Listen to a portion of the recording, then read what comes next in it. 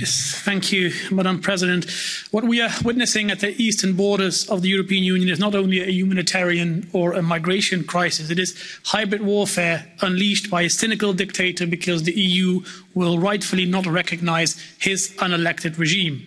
And we can never give in to this kind of blackmail. We need to make it very clear to Lukashenko that he will never be the one to decide who enters the European Union. We managed to show this to Mr. Erdogan before. We must now do the same.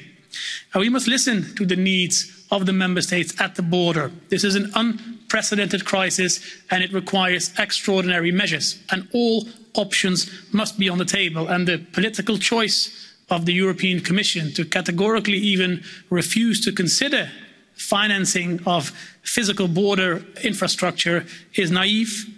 It does not reflect the gravity of the situation and it should be reconsidered.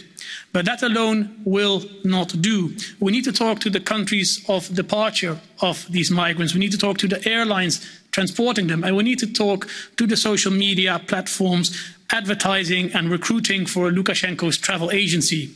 And we must use all instruments at our disposal to make them take their responsibility.